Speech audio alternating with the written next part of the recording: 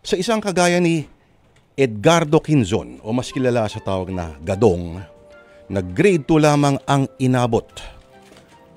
Ang tanging pag-asa sa mga tulad niya ay mga trabahong gamit ang pisikal na lakas ng katawan. Isang halimbawa dyan yung mga construction ng mga gusali na hindi niya naman matatapakan kapag natapos yan. O ang magpanday ng tahanan na hindi niya naman matitirahan kahit kailan. Dahil yung pasahod ay alam natin hindi naman kalakihan. At bihira pa ang regular na papasukan.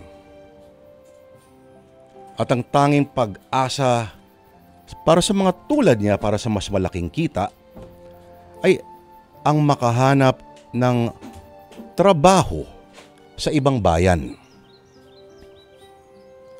Pero mga kapatid, kung titingnan natin ang mga balita, alam natin na hindi lahat ng mga kwento ng ating mga kababayan ay palaging maligaya ang katapusan.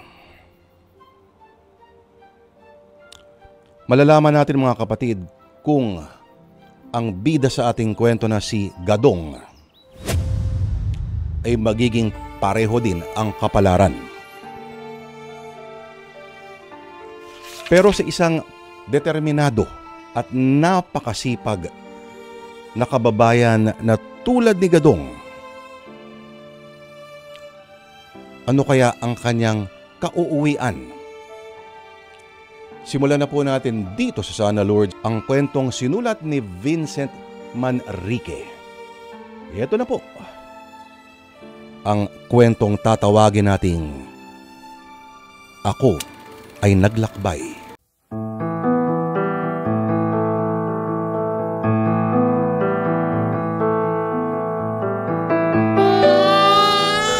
Junior, huwag ka nang umiyak. Sandali na lang at makakaluto na ako ng lugaw. Kakain na tayo. Kanina pa ba umiiyak ang anak natin, Mila? Aba, umiiyak na siya kanina bago ako umalis, hanggang ngayon ay umiiyak pa rin. Lika, eto na si tatay. Ako naman ang mag-aalaga sa'yo. Oh, kumusta ang lakad? Ginabi ka na sa paghanap ng trabaho. Hindi ako sinuwerte na matanggap. Napakahirap na talaga matanggap sa trabaho ngayon. Biruin mo, kahit tagabuhat lang ng gulay doon sa isang malaking gulayan sa bayan, dapat high school graduate. Iba na talaga kasi ang panahon ngayon. Mataas ang standard ng mga may-ari ng negosyo. Pero mababa naman silang magpasweldo. Ay nako, sinabi niyo pa. Kaya tayong mga mahihirap, lalo lamang maghihirap. Pero may awa ang Diyos, mga anak. Pasasaan ba at diringgin ng Panginoon ang panalangin natin? Nay, pasensya na.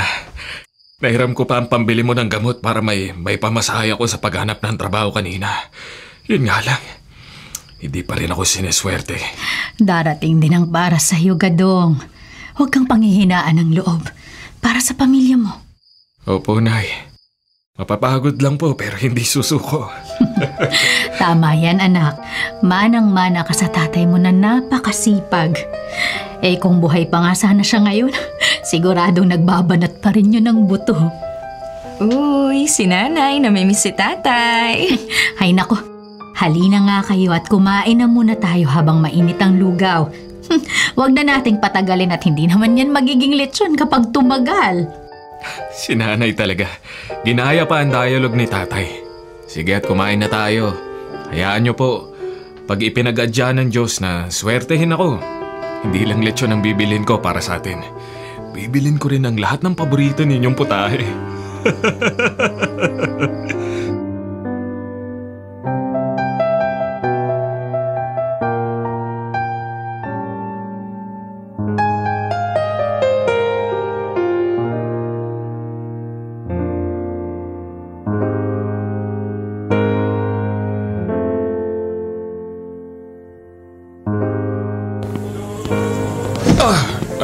Pasensya na.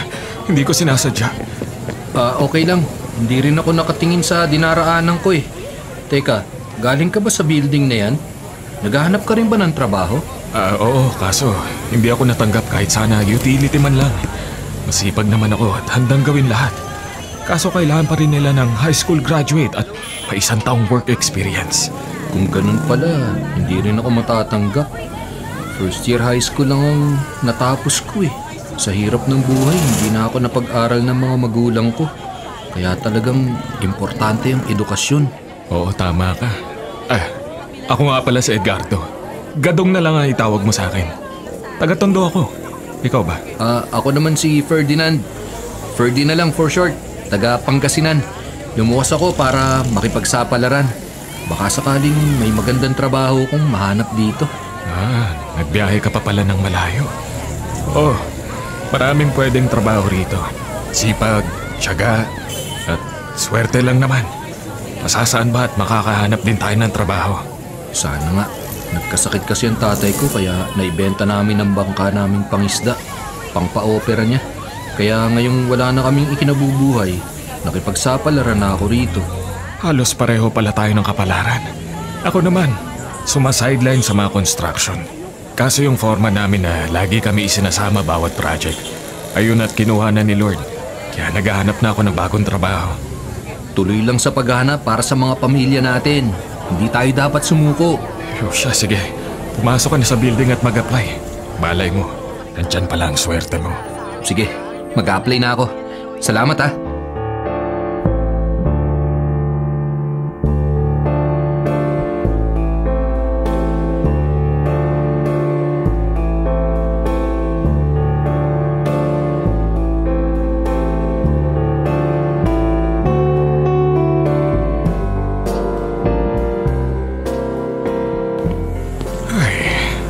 Ano na naman kaya ang sasabihin ko sa asawa ko at sa nanay ko? Wala na pa talaga akong swerte. Ang hirap talagang maging mahirap. Pag walang diploma, ang hirap humanap ng trabaho. Kanina muntik na ako matanggap na tagalinis ng kubeta. Pero nang malaman nilang hindi ako masyadong marunong bumasa at sumulat, inayawan nila ako agad. Para namang magsusulat at magbabasa ako habang naglilinis ng mga kubeta nila. Uwi na nga. Malamang maglalakad na lamang ako ngayon para makatipid ako at may magamit pa akong pamasahe para bukas. Yung lalaki nalaglagan ng wallet. Manong! Sandali lang! Yung wallet mo lalaglag! Naku, oo nga. Salamat at sinabi mo. Napakabuti mo.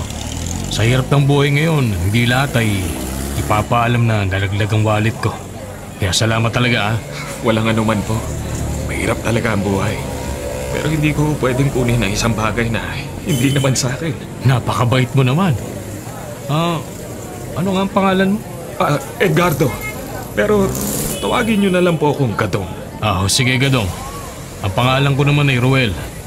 Ayan. Hayaan mong bigyan kita ng kahit na maliit na halaga lang. Hindi na po. Baka may pagkakagastosan kayo. Gamitin niyo na lang para doon. Sige Gadong. Salamat ulit Gadong, saan ka ba galing at may dala kang mga papeles? Naghahanap ka ba ng trabaho? Opo, Mang Ruel. Pero hindi po ulit sinuwerte ngayong araw. Kung naghahanap ka ng trabaho, baka matulungan kita. Hindi mo na itatanong, malakas ako dun sa recruitment agency ng kaibigan ko. Nagpapaalis sila papuntang ibang bansa. Ibang bansa? Oo. Naku, Mang Ruel. Grade 2 lang natapos ko at wala akong pang-ayos na mga papeles. Walang problema. Okay lang kahit walang natapos. Okay ang trabaho doon at wala ka pang babayaran agad. Fly now, pay later ang agency nila. Ano? Interesado ka ba, Gadong? Nako, kung talagang pwede ako riyan, sige po. Kung matutulungan niyo ako, kahit ano, handa akong pasukan. Ay kung interesado ka, halika, mag-usap tayo.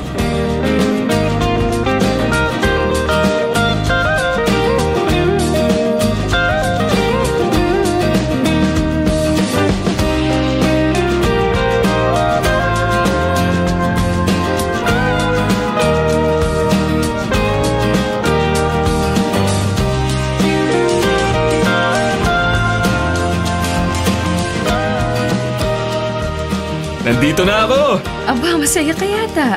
May magandang balita ba? Oo, mahal, meron nga. Nag-apply ako sa trabaho sa ibang bansa. Maganda ang kita kumpara sa sweldo dito sa Pilipinas. Ha? Magtatrabaho ka sa ibang bansa? Pero bakit sa malayo pa? Iiwan mo kami ng anak mo, 2 taon pa lang si Junior, Gadong. Huwag ka muna mag-alala. Sumubok lang naman ako mag-apply.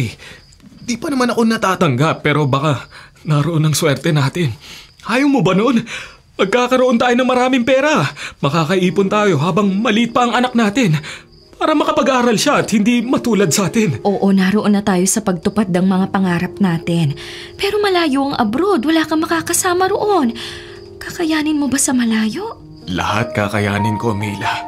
Para sa inyo ng anak natin. At para na rin kay nanay. Lahat titiisin ko. Kung mapapasok ako na janitor sa Middle East, malaki rin na sahod na maipapadala ko sa inyo dito. Giginhawa na ang buhay natin, Mila. Naintindihan mo ba? Giginhawa na tayo. Gadong, masaya ako para sa'yo. Pero tandaan mo ang kasabihan na huwag magbilang ng sisiw habang hindi pa napipisa ang mga itlog. Tama si Mila, siguraduhin mo muna ang papasukan mo. Pero natutuwa ako at nagbunga na ang pagtatsaga mo. Kung para sa'yo talaga yan. Opo, Nay. Tatandaan ko yan. Pero sa sitwasyon natin ngayon, wala na akong ibang hinihiling sa Diyos kundi ang ipagkaloob niya sa akin ng pagkakataong ito. Ibibigay niya yan sa'yo, anak. Wala akong sapat na edukasyon, Nay. At wala rin pera na panggastos. Pero yung taong nakilala ko kanina, napakabait niya. Handa niya talaga akong tulungan. Kaya nga sabi ko, gagawin ko rin ang lahat na makakaya ko. Matupad lang ang pangarap kong ito. Sana nga ay swertihin kang matanggap sa trabahong yan. Magtiwala tayo sa Diyos. Alam kong ibibigay niya sa iyo ang bagay na matagal mo nang hinahangat.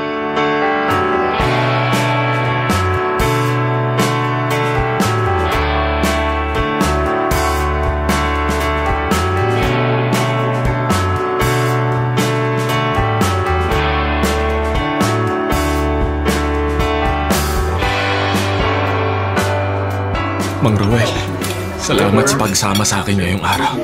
Pakiramdam ko ay natanggap na ako sa trabaho dahil kasama ko kayo. Wala yun, Gadong. Isipin mo na lang na regalo yun dahil isa kang matapat na tao. At totoong natanggap ka na sa trabaho. Hindi magtatagal ay lilipad ka na papunta sa ibang bansa. Totoo po. Naku, napakagandang balita yan. Kapag nasa Middle East ka na wag mo akong kakalimutan, ha? Hindi ko po talaga makakalimutan. Ang tao na naging dahilan kung bakit ako nabigyan ng pagkakataon na katulad nito. Maraming salamat talaga. Maraming salamat.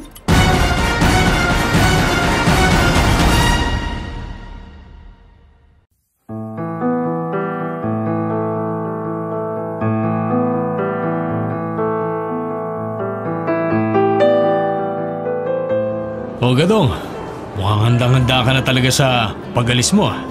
Itibayan mo lang ang loob mo sa pangingibang bansa, ha? At magiging maayos din na lahat. Mang Roel, maraming salamat sa lahat ng tulong niyo sa akin. Mapapayaran ko rin ang mga inabono niyo sa mga nagastos ko. Naku Gadong, ang sabi ko nga ay gusto ko ang mga tapat na taong katulad mo. Kaligayahan ko nang makatulong sa aking kababayan. Napakabait niyo, Mang Roel. Hindi niyo lang ako basta hinatid dito sa airport. Binigyan niyo pa ako ng pera na iiwan ko sa pamilya ko para may panggastos sila. Wala yun. Siya nga pala. Nagpaalam ka ba ng maayos sa pamilya mo? Sabi ko nga sa'yo, pwede naman natin silang isama maghatid sa iyo rito. Nakapagpaalam naman ako ng maayos. Mas okay na hindi na sila sumama rito. Lalo na ang asawa kong si Mila. Baka lalo ho akong hindi payagan. Hanggang ngayon ho nga ay sinasabi niyang masama raw ang kutob niya sa pag-alis ko. Ganun lang talaga ang mga asawa, nag-aalala. Pero paglipas ng mga araw at nagpapadala ka na ng pera para sa kabuhayan ninyo, maintindihan na niya kung bakit mas pinili mo magtrabaho sa ibang bansa. Ay nako, tama kayo riyan, Mang Roel. Okay, sige na. Pumunta ka na doon. At baka maiwan ka ng eroplano. Tandaan mo, ha? Pagdating mo ron, maghintay ka lamang ng susundo sa'yo. Makikilala mo ang taong yun dahil may dala siyang karatula na may drawing na kampana. May mga kasama ka naman doon kaya wala kang dapat na ipag-alala. Tatandaan ko ang bilin niyo, Mang Roel. Alis na po ako. Pag-usahin mo ang trabaho mo, Gadong. Mag-iingat ka palagi.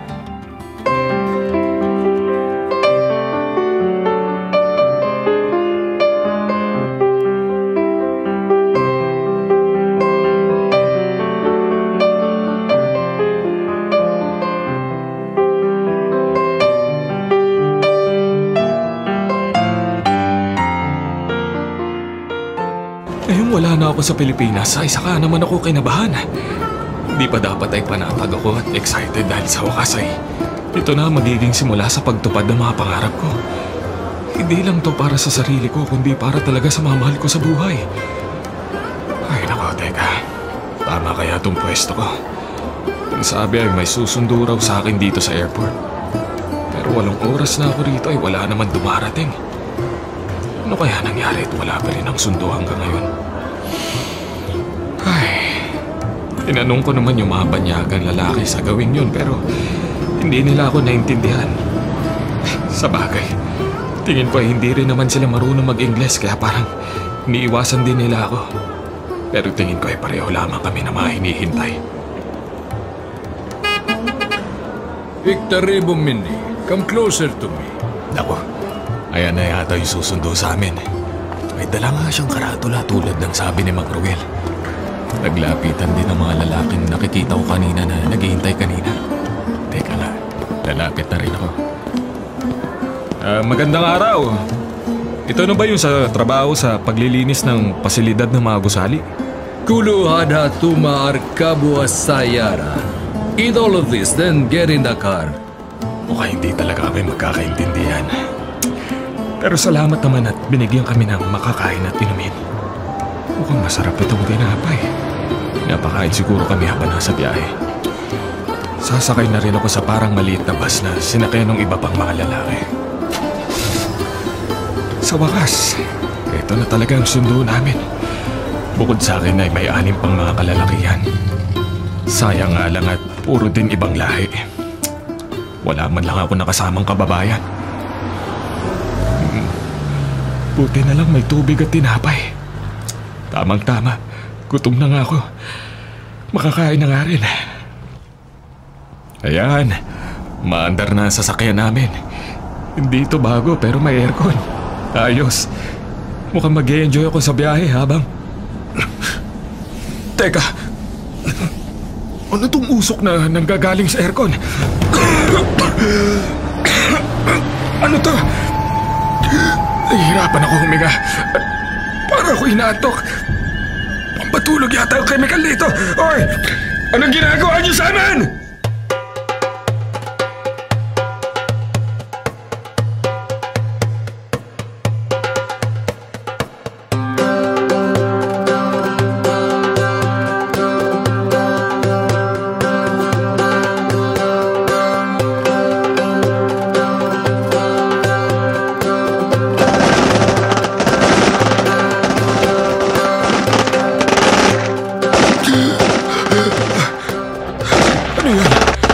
Sino nagpapaputok ng baril?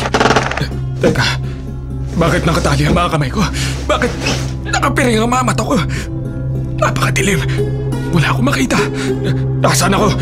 Bakit niyo ginagawa sa akin to? Isko! Shut up! Shut up!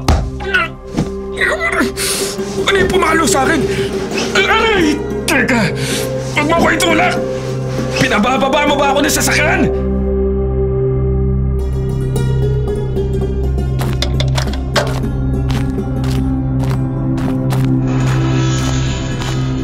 Ano ba nangyayari? Bakit niyo ginagawa sa akin to? Pakawalan niyo ako rito! Tagalin niyo mga tali sa kamay ko at ampirin na mga mata ko! Ano ba? Kabayan, kung ako sa'yo, huwag ka na muna magsalita kung gusto mong mabuhay pa ng matagal. Sino yan? Pinoy ka rin? Tulungan mo ako! Tulungan mo ako!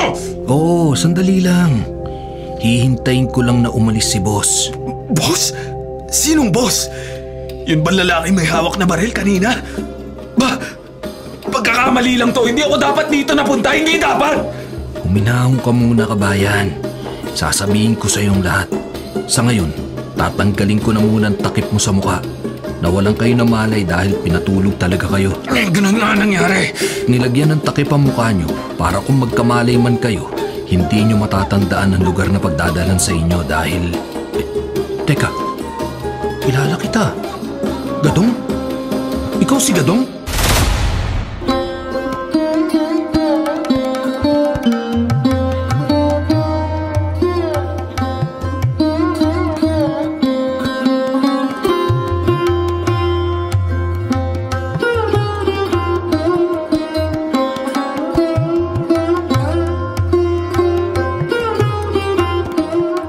si Ferdy na nakilala ko dati, di ba? Ikaw yung nakasama ko sa pag-a-apply. Anong ginagawa mo rito? Tulad mo, naloko rin ako ng isang peking agency. Akala ko magiging maayos ng buhay namin nung makapangibang bansa ako. Pero mali ako. Gagawin lang pala nila akong alipin dito. Alipin? Teka, anong sinasabi mo? Sigurado ako na legit yung agency na nakilala namin ni Mang Roel. Mabait siyang matanda at hindi niya ako lolokohin. Siguradong isa lamang to pagkakamali, Ferdy. Yan din ang sabi ko sa sarili ko 2 buwan na nakararaan. Pero sa paglipas ng mga araw, nagiging malinaw na sa akin ang lahat, Gadong. Yung lalaking nakilala mo na Roel ang pangalan, matanda siya na may balat sa mukha, di ba? Oo, siya nga. Paano mo siya nakilala, Ferdy? Napulot ko ang wallet niya. Ibinalik ko at natuwa siya sa akin kaya niya ako tinulungan. Pero hindi Roel ang pangalan na ginamit niya kundi Mario. Naiintindihan mo na ba? Modus nila ang lahat. Planado nila yun. Ano? Si Mang Roel? Scammer siya? Ang hudas na yun. Sinabi niya na tapat akong tao kaya niya ako tutulungan. Yun pala ibinenta niya tayo rito na parang makakagamitan. Sa kasamaang palad ganun na nga. Gusto ko mang magsisi ay wala na rin naman akong magagawa. Nasaan tayo ngayon? Hindi ba tayo pwedeng tumakas? Malayo ang lugar na to sa kabihasnan. Sobrang liblib daw nito. Wala tayong panlaban dito dahil may baril si boss at ang nangyayari sa mga taong nangangas na tumakas ay... Ano yun? Binaril niya yung lalaki. Patay na ang taong yun. Bakit niya ginawa yun? Dahil nagtangka siyang tumakas, Gadong. Ganon ang sinasapit ng mga gustong tumakas sa impyernong ito.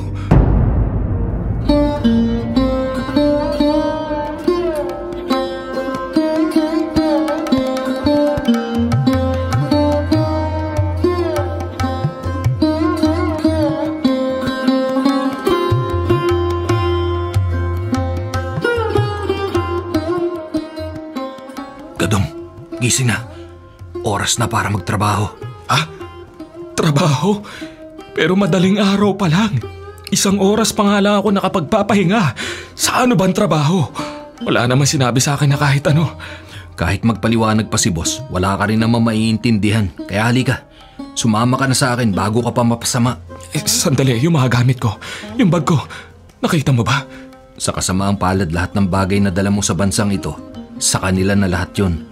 Wala ka ng pag-aari. Magtatrabaho tayo rito hanggang sa mabulok tayo. At kahit 1 singkong duling, wala tayong makukuha. Wala tayong maipadadala sa pamilya natin. Ano ba sinasabi mo? Hindi pwede yun. Paano ang pamilya natin? Paano ang pamilya ko sa Pilipinas? Sinabi ko sa kanila na gagawin ko ang lahat basta bigyan nila ako ng disenteng trabaho. Pumayag ako malayo sa pamilya ko para guminhawa ang buhay nila. Pero bakit ganito? Bakit ganito? Ganyan din ang sinabi ko. Pero niloko nila tayo. Alam nila na kulang tayo sa edukasyon at gagawin natin ang lahat para sa pamilya natin. Naisahan nila tayo. Ferdy, hindi to pwede. Paano na ang pamilya natin sa Pilipinas? Mag-aalala sila sa atin kung hindi man lang tayo makakatawag. Diyos ko, panaginip lang ba ito? Anong gagawin natin ngayon?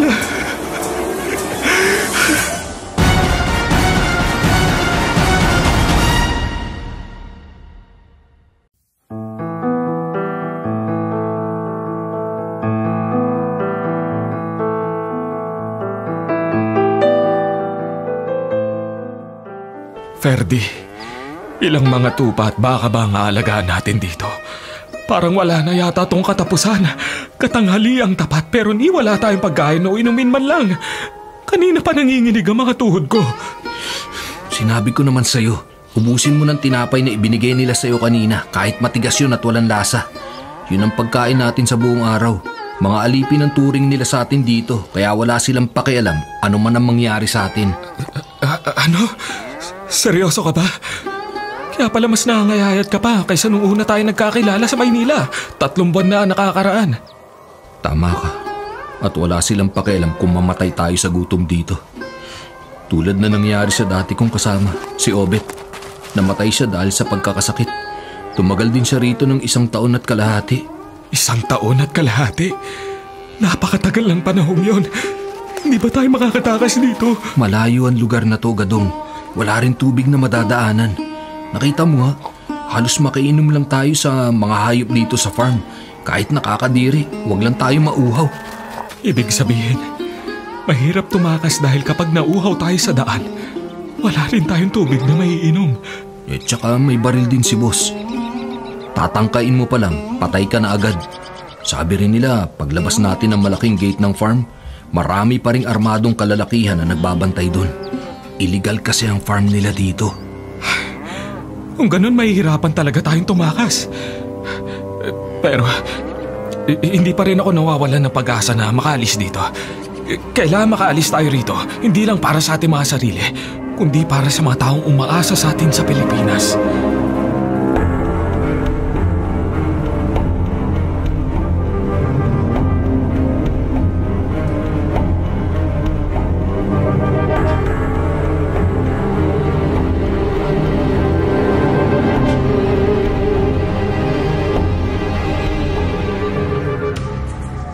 Mila, sigurado ka bang ibinilin mo kay Aling Maming na sa kanya tatawag si Gadong? Tama ba ang ibinigay mong numero sa asawa mo na maaari niyang tawagan pagdating niya sa abroad? Opo, Nay. Alam po ni Aling Maming na sa kanya tatawag si Gadong. At alam naman ni Gadong ang numero ni Aling Maming noon pa. Ewan ko nga ba't hindi pa rin siya tumatawag. 2 buwan na po, Nay. Masama na po ang kutob ko eh. Ako din naman ay nag-aalala. Sana'y tumawag na si Gadong. Sana'y makagawa siya ng paraan na balitaan tayo kung okay ba siya doon. Una pa lang ay hindi na magandang pakiramdam ko sa pag-alis ni Gadong. Pero dahil alam ko na may pangarap siya para sa pamilya natin, ay hinayaan ko na rin. Ngayon tuloy gusto kong magsisi na eh. Dahil hindi ko na siya dapat pinigilan. Diyos ko, ano kaya ang nangyari sa anak ko? Ang mabuti pa, Mila, puntahan mo na ang nagpapasok sa kanya sa trabaho. Hindi ba't sinabi niya sa iyo ang address nung Ruel na yon? Opo, Nay. Yan nga po ang balak kong gawin mamaya. Sinabi rin niya ni Aling Maming at ipahatid nga raw niya ako sa asawa niya sa address ni Ruel ng libre. Salamat naman. May awa ang Diyos. Hindi niya pababayaan si Gadong. Umasa tayo na sana ay nasa maayos siyang kalagayan. Sana nga po, Nay. Mahirap lang tayo pero lumalaban ng patas sa buhay si Gadong. Hindi siya gagawa ng masama kaya sana ho ay okay siya. Sana.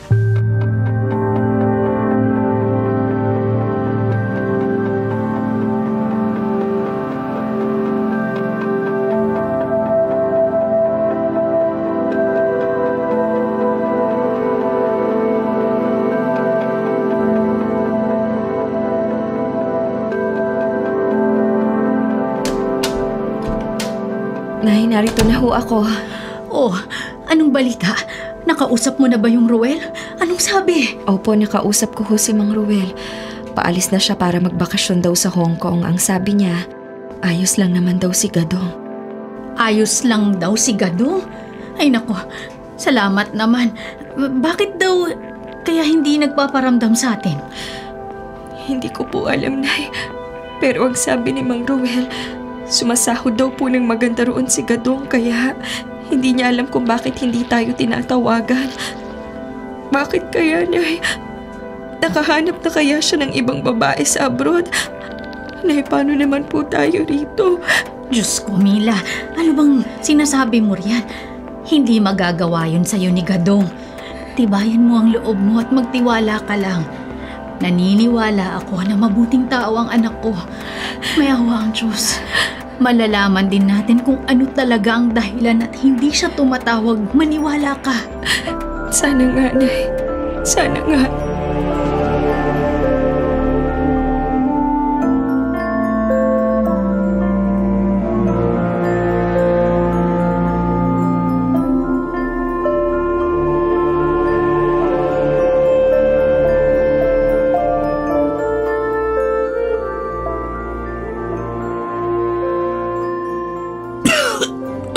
Ferdy, malala na yata ang ubo mo.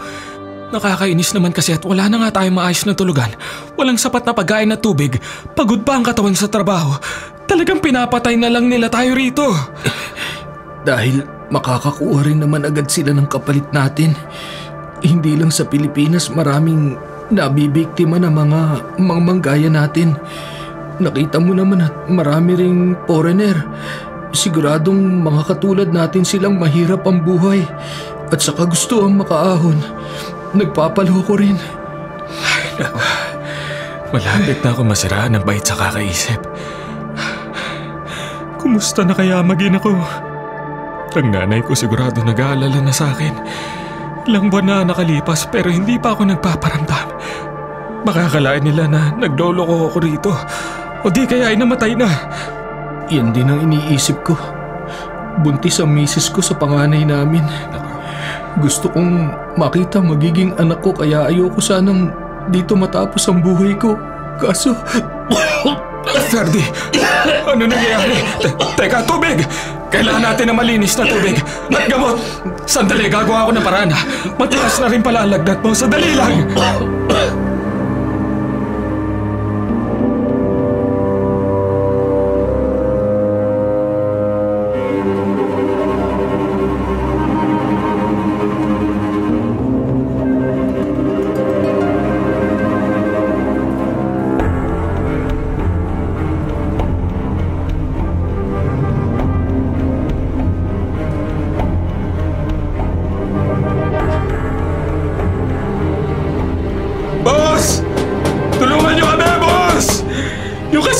Sakit! Kailangan namin ng gamot at tubig!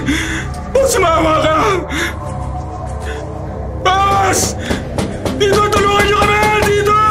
Gadong, wag na. Lalo lang tayo mapapasama. Hayaan mo na ako. Gagaling din ako. Ipapahinga ko lang to. Kahit gamot lang sa lagnat, dapat bigyan ka nila. Baka di ka tumagal sa ganyang kalagayan. Hindi ako papayag na iwan mo ako rito. Dalawa tayong babalik sa Pilipinas sa mga pamilya natin. Mahadha Shagbham. What is this commotion? Boss, salamat sa paglapit mo. Si Ferdy, may sakit siya. Kailangan niya ng gamot. Gamot! May ubo! Pakiusap, tulungan niyo siya. Kailangan niya ng malinis na tubig. Iskot! Iskot! Shut up! Shut up! Aray! Aray! Boss, tama na! Tama na! Boss, huwag mo siya hatawin na lati ko! May sakit na nga yung tao! Wala siya kasalanan sa'yo! Ako na lang, saktan mo ako na lang!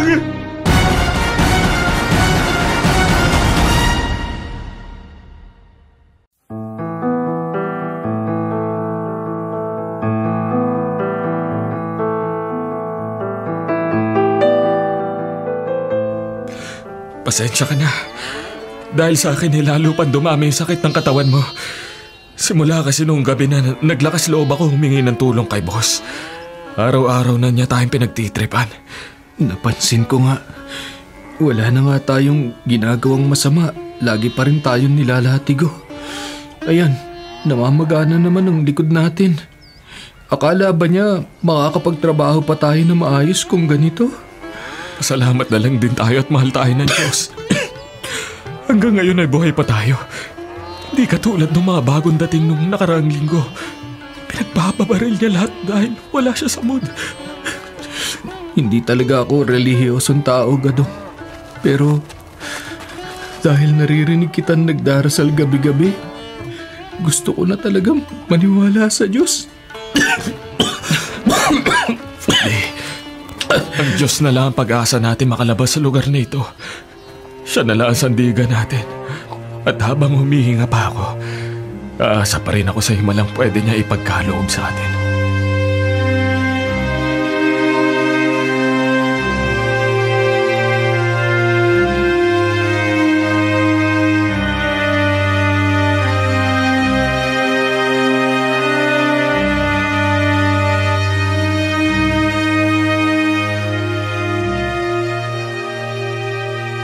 Ano nangyayari? Bakit nagkakagulo ang mga tao roon? Pati na ang mga hayop. Yung lalaking pinakamatagal dito, nasiraan na yata ng bait. May naitago palang patalim. Ayun, ginamit yung patalim para laslasin ang lalamunan ng mga hayop. Binaril tuloy siya agad ni boss. Kawawa naman. Kakaunti na lang tayo rito. Sa bagay, hindi biro ang tumagal na 1 taon sa lugar na ito tulad natin. Halos hindi ko na nga makilala ang sarili ko. Palbasarado na tayo. Hindi na nga tayo nakakakain na maayos. Hindi palagi naliligo. Ha? Boss! Teka! Saan niyo ako dadalhin? Gadong! Tulungan mo ako! Boss, sandali! Saan niyo siya dadalhin? Ferdy! Ferdy! Abkaurak! Stay here! Gadong! Tulong! Tulungan mo ako! Kung ahabulin ko sila para tulungan ko si Ferdy, siguradong parehong sasabog ang mga ulo namin dahil sa mga baril na nakatutok. Diyos ko! Huwag mo pababayaan si Ferdy! Iligtas mo siya!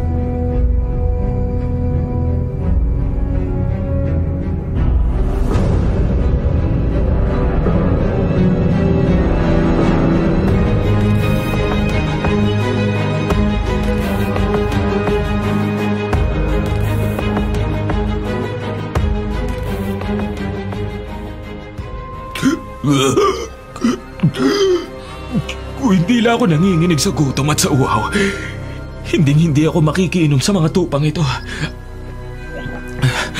Kumusta na kaya si Junior, si Mila, at si Nanay Gloria? Halos 1 taon na. Sigurado nag-aalala na sila sa akin. Patawarin sana nila ako kung hindi lang ako naghangad na maayos na buhay. Sana magkakasama pa rin kami ngayon. Sana hindi ko nararanasan ang lungkot at hindi ako naghihirap na ganito. Ano ba naman? Uupo pa lang sana ako para magpahinga. May gunshot warning na. Ano ba akala nila sa mga alipin nila? Robot? Tao lang din kami! Napapagod! Nasaan na kaya si Ferdy? 3 araw na siya hindi bumabalik sa tulugan namin. Nag-aalala na ako sa kanya. Mamaya ipagtatanong ko na siya sa mga kasama namin.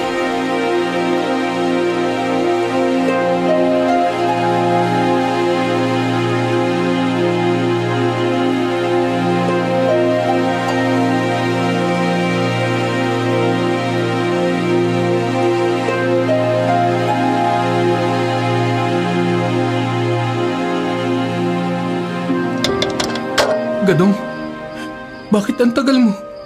Saan ka ba galing? Ferdy! Salamat sa Diyos at buhay ka! Ano nangyari sa'yo? Pasensya ka na at hindi kita natulungan. Walang problema. Halika, may ibibigay ako sa'yo. Eto, itago mo lang na mabuti. Ano to? Kanin at ulam to ah. Saan galing to? Baka mapahama ka sa pagkuha nito.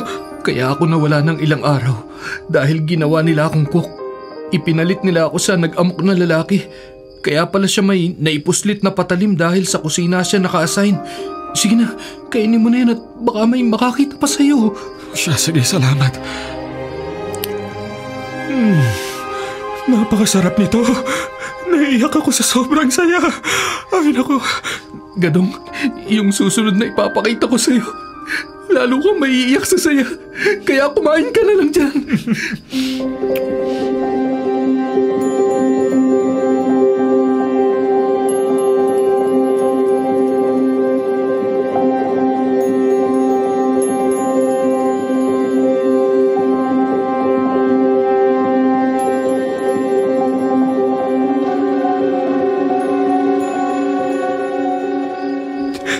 Napakasarap ng kanin. Pakiramdam ko'y sumigla ang katawan ko. Mabuti naman kung ganun. Kailangan malakas ang katawan natin sa mga susunod na araw. Bakit? Tatakas na ba tayo? Oo, tatakas na tayo. Seryoso ako. Paano? Matagal na namin pinagplanuhan to ng kasama ko dito. Kailangan lang na mayroong isa sa atin ang mapunta sa kusina nila at maging tagapagluto. Naalala mo ba yung pampatulog na itinago ng kasamahan ko rito? Gagamitin ko yun sa pagkain nila. Tapos, ikaw nang bahala sa ibang paraan. Okay ba yun sa'yo? Para sa atin at sa mga pamilya natin, gagawin ko ang lahat para makaalis tayo rito.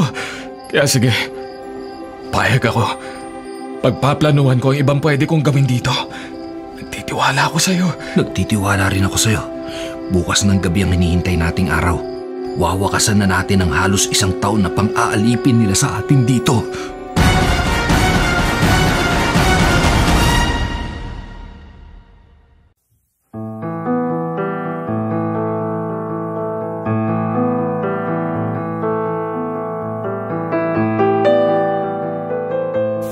tama ang plano naming tumakas ngayong gabi dahil wala si boss.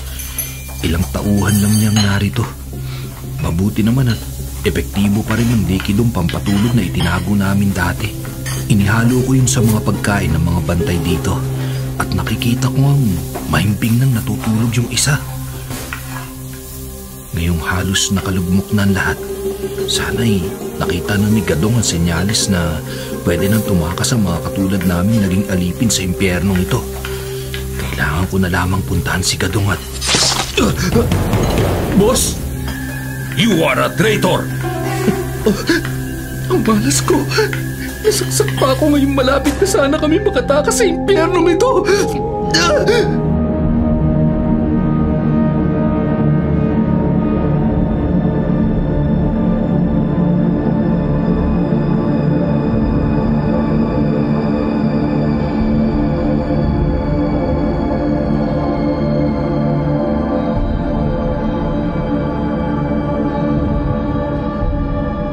Nakita ko na ang munting usok na nanggagaling sa lutuan sa kuta ng mga tauhan ni boss.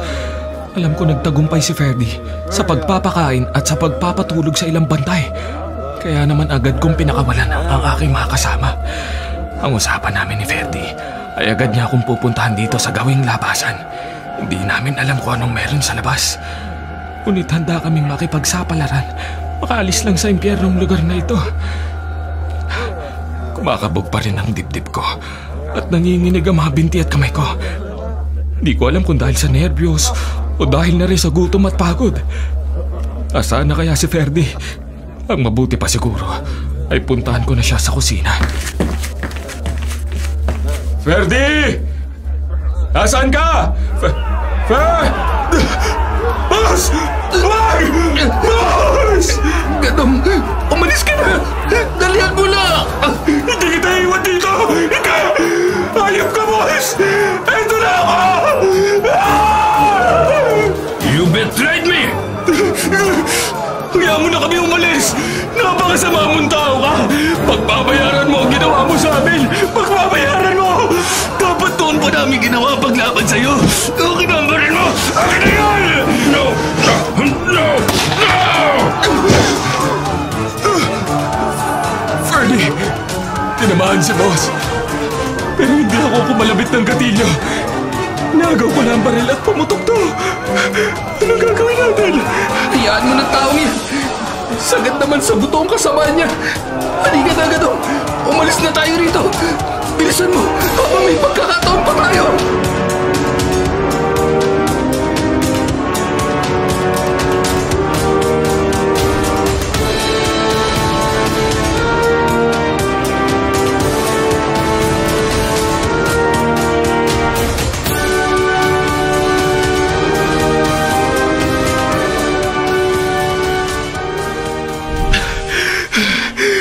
Grabe!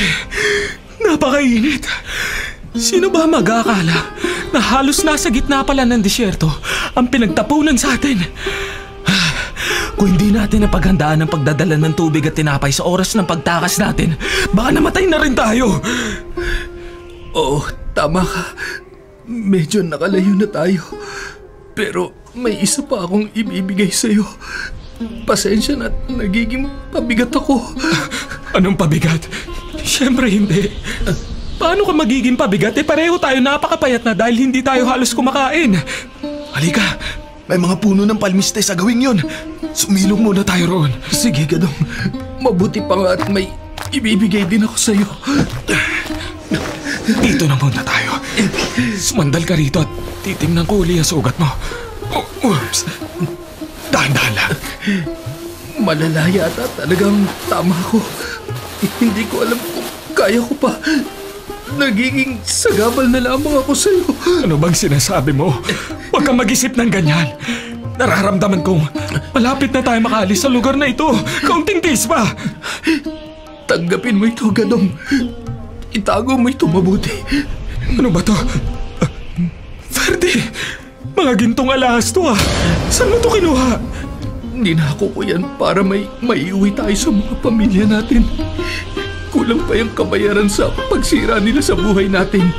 Sa lahat ng pagpapahirap na ginawa nila at sa bawat araw ng kalungkutan. Gusto kong ibigay mo yan sa asawa ko pag nagkita kayo. Sabihin mo sa kanya na mahal na mahal ko siya at ang anak namin. Sayang, hindi ko na makikita ang anak ko. Tibayan mo ang loob mo, Ferdy. Pinapangako ko, 2 tayong babalik sa Pilipinas. 2! Pareho natin makikita ang pamilya natin. Magdasal tayo. Hindi ba sabi ko sa'yo, Diyos ang gagabay sa atin. Diyos! Tumawag tayo sa Kanya. Hindi niya tayo pababayaan.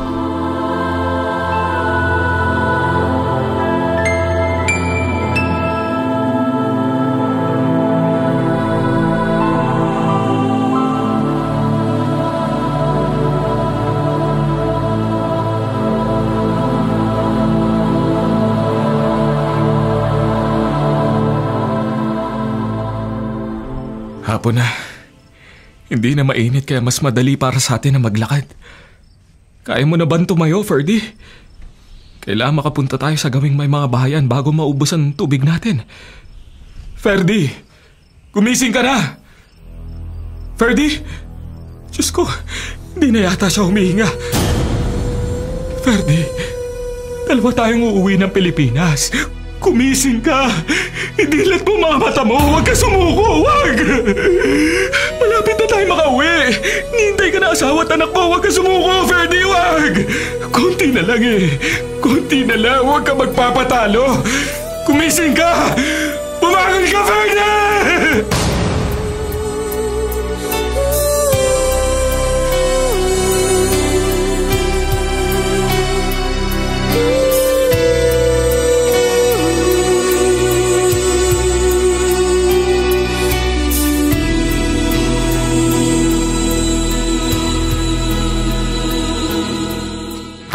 Ferdy, nakikita mo ba? Nakikita ko mula rito sa mataas na bahagi ng lugar na ito. May ilaw na roon. Ibig sabihin, may mga tao roon na pwedeng tumulong sa atin. Hahanap ako ng taong makakaintindi sa atin at pwede tayong tulungan. Kunti na lang makakauwi na tayo. Kunti na lang. Magpahinga ka lang dyan, Ferdy. Pasensya ka na. At sa mga tuyong sanga at dahon ng mga puno na lang kita naisakay. Kahit mahirap, ihilahin ko ang mga sanga para kasama pa rin kita. Pangako, iuwi pa rin kita sa Pilipinas. Salamat sa lahat, Ferdy.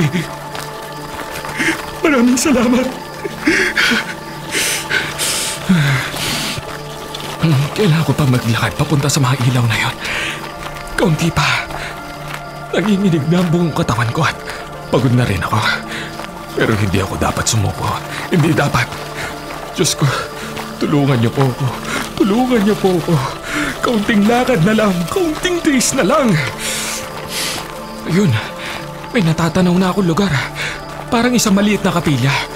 Baka may tao doon na pwedeng tumulong sa akin. Ayun, may nakikita akong babae. Tulungan niyo ako. Ano ba nangyayari sa akin? Bakit nagtitiliman ba?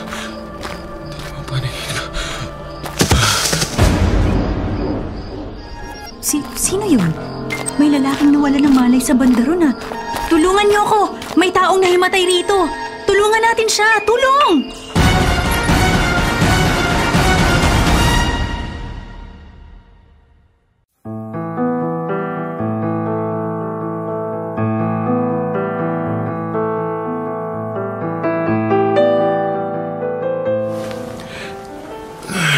Sakit ng ulo ko. Nasaan kaya ako? Bakit ako nakaswero? Ang natatandaan ko lang ay bigla na lang nagdilim ang paningin ko dahil sa labis na pagod. Kabayan, salamat naman at nagising ka na. Halos 1 araw ka ring natulog. Huwag kang mag-alala, ligtas ka na. Narito tayo sa ospital. Ako nga pala si Emily. Ikaw, anong pangalan mo? Emily? Ako si Gadong. Salamat at tinulungan mo ako. Oo nga pala. Yung kasama ko. Ang ibig ko sabihin, yung kaibigan ko si Ferdy. Yung bangkay niya, nasaan? Kung makakauwi ako sa Pilipinas, Sana kasama ko siya makauwi. Parang awa niyo na. Huwag ka nang mag-alala sa kanya. Kami na ang mag-aayos ng katawan niya. At huwag kang mag-alala. Sisikapin namin na makasama mo siyang umuwi sa bansa natin. Maraming salamat pero pwede ko ba siya makita? Baka kasi Mapagkakatiwalaan mo ko. Tutulungan ka namin ng mga kasama ko. Nagtatrabaho ako bilang nurse dito sa Middle East at miyembro ako ng isang institusyon na tumutulong sa mga kapwa nating Pilipino na nangangailangan ng tulong. Marami na kaming natulungan at tutulungan ka rin namin. Naku, salamat sa Diyos. Dininig niya ang gabi-gabing panalangin ko. Gadong, magpagaling ka. Marami kang mga sugat sa katawan. Dehydrated ka. At kulang sa sustansya ang katawan mo. Kailangan mong magpalakas muna. Handa ka bang makipagtulungan sa amin para masolusyonan natin ang mga nangyari sa inyo? Handa akong gawin ang lahat makauwi lang sa pamilya ko. Maraming salamat sa inyo. Mamaya ay may pupunta rito na magi-interview. Ikwento mo sa kanila kung ano ang nangyari sa inyo ng kaibigan mo. Marami silang gustong linawin sa mga nangyari sa'yo. Huwag kang mag-alala. Narito kami para sa'yo. Hindi ka namin pababayaan hanggang sa makita mo muli ang pamilya mo.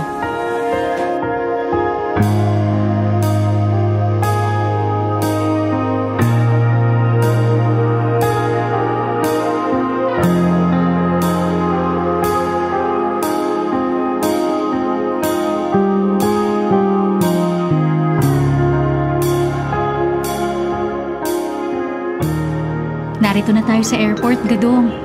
Matapos ang ilang buwan, eto at tuloy na ang pag-uwi mo. Ihahatid pa kita. Maraming salamat sa inyo. Akala ko'y mapapabuti ang buhay ko at ng pamilya ko sa pagtapak ko sa bansang ito. Hindi ko inisip na magiging bangungot pala ang pagpunta ko rito. Tapos na ang bangungot na yon, Gadong. Ngayon, makakapagsimula ka na ng bagong buhay. Kasama ang pamilya mo. Halika na, Gadong. Maghandaan na tayo para sa pag-uwi mo ng Pilipinas. Oo. Kumakabog ang dibdib ko dahil sa sobrang kaligayahan. Ferdy, ilang oras na lang ay makakauwi na tayo sa bayan natin. Makakauwi na tayo tulad ng matagal na natin pinapangarap. Sayang lang talaga dahil hindi mo na ito naabutan nang may buhay ka pa.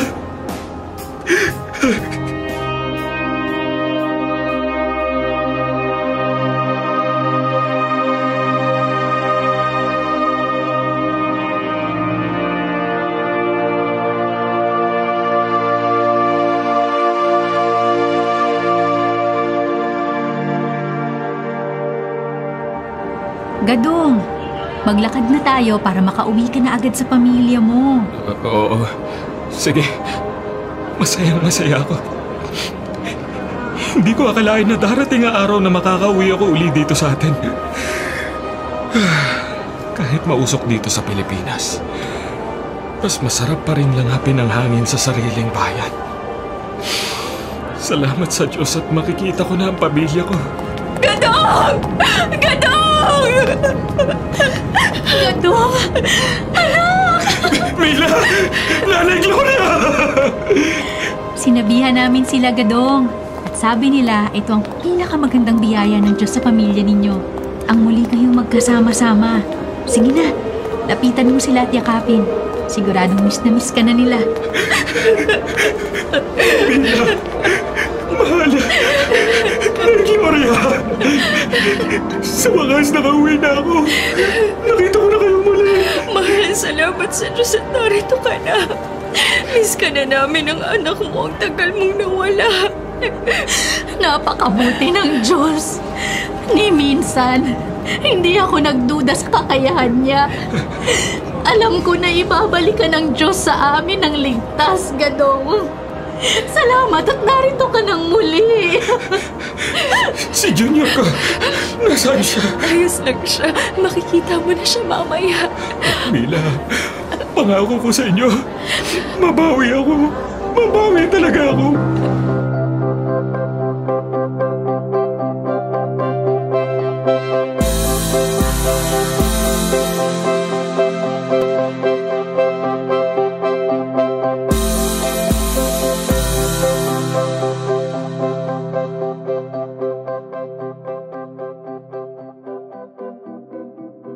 Gadong, tingnan mo naman tong binigay na tulong ni Ma'am Emily at ng mga kasamahan niya. Ang daming grocery, may mga damit din. Oo, talagang napakabait nilang lahat. Tinulungan nila ako na walang pag-aalinlangan. Napakabuti nilang lahat. Hindi naman kasi lahat ng tao ay masama. Hindi lahat ay nangiisa ng kanilang kapwa. Napakabait ng Diyos at hindi kanya pinabayaan. Ay, Gadong! Mila! Hali kayo rito! Tingnan nyo! Nasa balita sa telebisyon! Ano raw po nasa balita, Nay? Teka, hindi ba si Mang Ruel yan? Yang bitbit ng mga pulis? Aba sabi kanina nung nagbabalita, natimbog daw sa Cebu. Sigurado ay manloloko na naman ang kawawang kababayan niya. Mabuti at nahuli na yan si Mang Ruel. Ano pa man ang mga alias at ginagamit niya. Isa siyang mabangis na lobo na nagaan yung isang mabait na tupa. Ayoko na maalala ang mga panluloko niya. Hindi na siya makapanluloko pang muli. Sa bawat hampas ng latigo sa balat ko at ng mga kasama ko, lagi ko naaalala mukha na walang kwentang taong yan. Hindi ko akalain na may mga taong kagaya niya na pinupuntirya mga walang pinag-aralan para makapambiktima. Ngayon nga ay pagdudusahan na niya ang lahat ng mga kasalanan niya sa likod ng malamig na rehas. Hindi natutulog ang Diyos, Gadong. Nakikita niya ang lahat. Tama si Nanay Mahal. Hindi naman palaging gabi. Dumarating din ang umaga para sa panibagong araw. Naku, nadapa na naman yata si Junior. Sandali nga at mapunta na.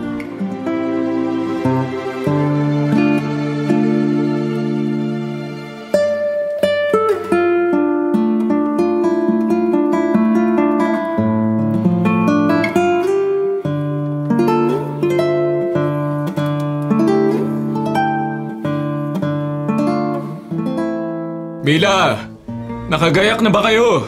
Lumakad na tayo at baka gabihin pa tayo sa biyahe. Oo, sandali lang at inaayos ko lang sa lalagyan ng mga alahas na ipinabibigay ng kaibigan mo sa pamilya niya. Mabuti at dumating na ang mga alahas na yan. Salamat din sa tulong ni Emily at ng grupo niya dahil naisama yan sa mga gamit na pinadala rito. Ilalagay ko na ang lahat ng gintong alahas na ito sa kahon. Oo, lahat yan. Wala ka ititira, mahal. Mas kailangan niya ng pamilya ni Ferdy. Wala na silang padre de pamilya. Si Ferdy ang gumawa ng paraan para makatakas kami. Sayang lang at hindi na siya nakauwi ng buhay. Huwag ka nang malungkot. Alam kong masaya na ang kaibigan mo saan man siya naroon ngayon. Alam naman niya na hindi mo siya iniwan hanggang sa huli. At higit sa lahat, tutuparin mo ang mga bilin niya sa'yo.